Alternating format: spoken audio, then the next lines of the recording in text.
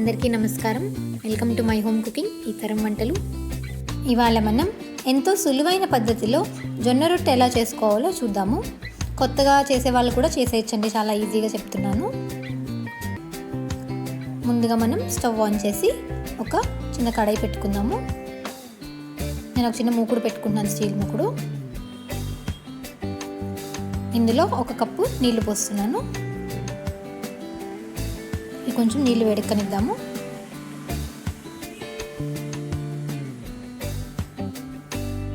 ఈ నీళ్ళల్లో 1 స్పూన్ ఉప్పు వేసాను, 1 టీ స్పూన్ ఉప్పు, అలాగే 1 టీ స్పూన్ నూనె వేస్తున్నాను. మరగనిద్దాము నీళ్ళు.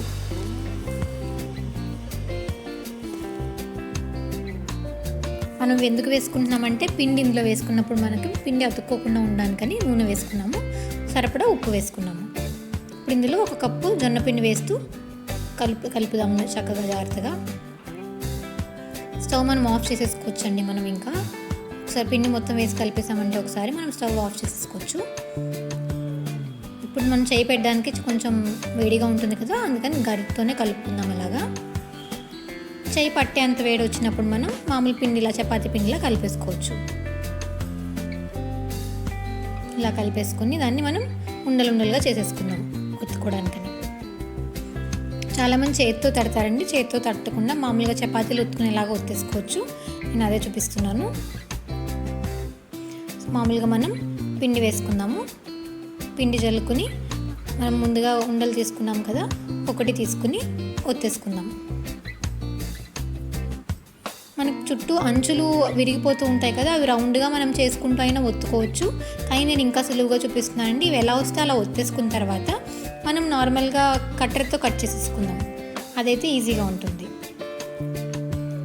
ఇలా రౌండ్గా వచ్చేలాగా ఒక ప్లేట్ కానీ ఏదైనా పెద్దది మనకి ఏ సైజు కావాలంటే ఆ సైజు మూతలు తీసుకుని కట్ చేసేసుకుంటే ఈజీగా వచ్చేస్తుంది. సో ఇలా రౌండ్గా మనకి వచ్చేస్తాయి.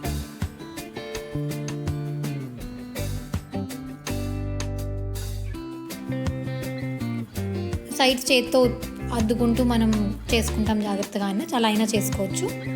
నేను ఈజీగా అవ్వడానికని చూపిస్తున్నాను ఇక్కడ. అలాగే ఇంకోటి ఒత్తుతున్నాను, ఇది కూడా చూపిద్దాము. సేమ్ అదే ప్రొసీజర్.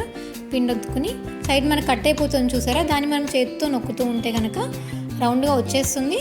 కానీ నేను మామూలుగా ఒత్తేసి మీకు కట్ చేసి చూపిస్తున్నాను. ఇది ఈజీగా అయిపోతుంది ఇలా చేసుకుంటే మనకి పలుచగానే వచ్చేస్తాయండి చక్కగా. సో అలా నేను అన్నీ చేసేసాను. ఇప్పుడు ఇవి మనం కాల్ చేసుకుందాం డైరెక్ట్గా పెనం మీద. పెనం పెట్టుకుందాము. కొంచెం వేడెక్కనిద్దాం పెనాన్ని.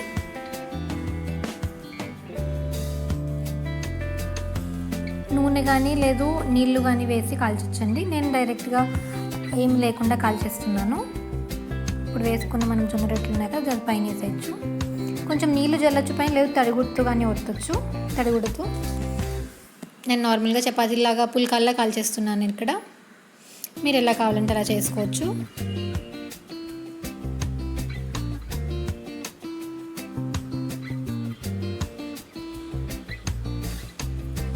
నేను ఇక్కడ పుల్కాల్లా కాలుస్తున్నాను చెప్పాను కానీ, సో నేను డైరెక్ట్గా పొంగించేస్తాను ఇలాగా. సరే పొంగుతుంది చక్కగా. ఇంకొంచెం బాగా పెద్ద సైజు తీసుకున్నట్టు ఇంకా బాగా పొంగుతాయండి. నేను చిన్నవి చేశాను పుల్కాల్లాగా. సో ఇలాగ అన్నీ కాల్చేసుకుందాం మనం.